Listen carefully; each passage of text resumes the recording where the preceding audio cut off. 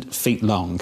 And when you hear things like it's traveling by close to 10 miles an hour, it doesn't sound like that's that fast. You should be able to slow it down. Could you give us a better framework to think about the size of these ships and the kind of forces involved? Absolutely. I mean, people have to think these are huge structures.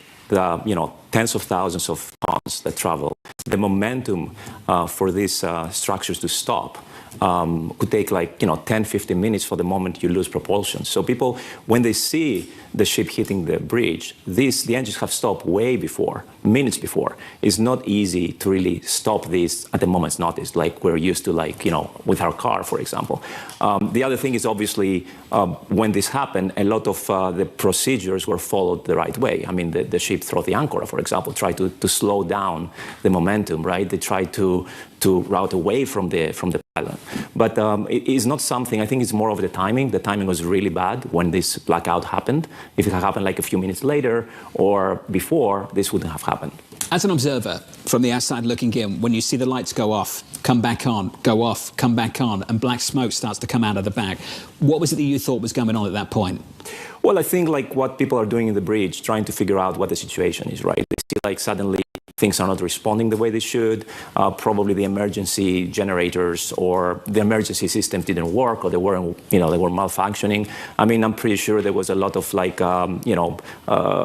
attending to solve the situation, and they did the right thing, right? They called the authority and they said, you have to stop the cars, right? So they did the things that they should have done. Probably we don't know exactly what the situation was, but that's what we would imagine. But there is not really an easy solution. It's a timing more than actually what happened. I mean, a lot of ships get under these conditions, but you never hear about it because it's not in a bridge or in an area that affects anything. So it's not unheard of, but it's a timing. When we talk about risk controls, some have postulated that maybe this is a result of dirty fuel. Does that ring true to you? Is there sort of a theory that you see as something that's more common for some of these malfunctions in the past that could be at the heart here? So contaminated fuel could be the reason. It's something that you would hear in the shipping industry. I'm pretty sure that it's an easy way to find out. You can test the fuel.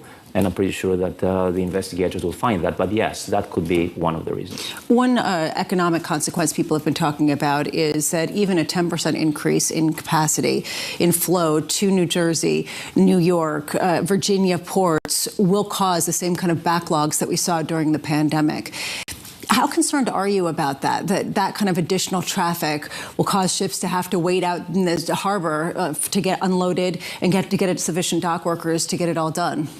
So the good thing is that we're in a slow shipping period, right? We're not in the Christmas period or pre-Christmas period. Right now is a slow shipping period, especially for consumer goods. So that's a positive. But you're absolutely right. I mean, the 10% sounds not a big number, but if the ports of New Jersey or down to Norfolk, Charleston, Savannah are already close to capacity, that can really create a situation there. And I think that's something that you cannot really gauge, you cannot really measure.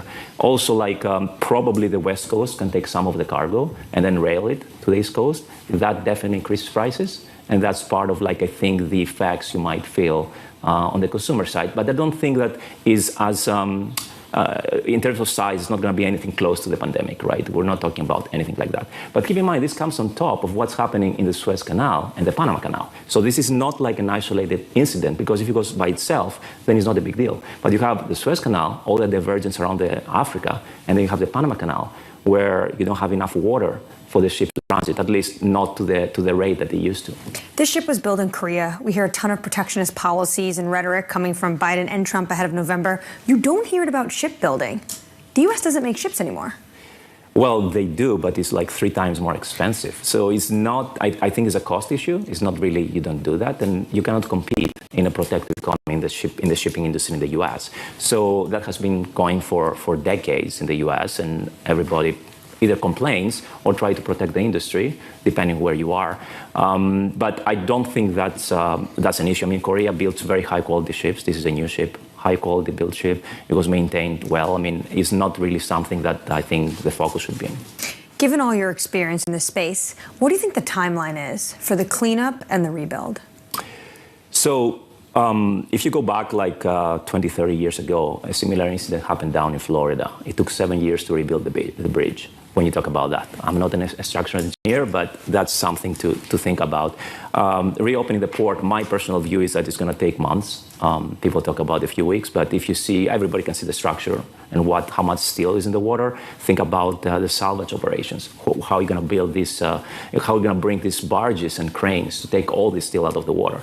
And then, of course, to salvage the actual ship, take the containers that were broken in the water, the cars. So I think it's going to be, longer than what most people think. You've been an investor and analyst for more than 2 decades, I believe, 20 plus years. I'm trying to understand where the liability might sit. How are you thinking about that at the moment? The president's come out and talked about using federal funds to rebuild all of this. But as you think about who might be responsible for this, where would the liability sit and where would the insurance be?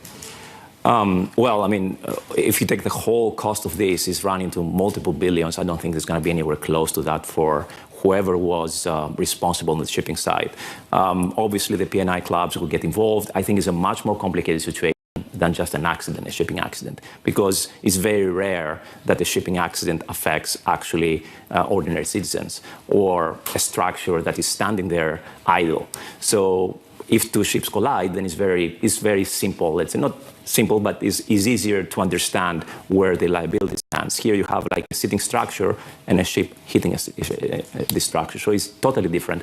I think a lot of different parties get involved on the shipping side, but also on the actual, commercial side.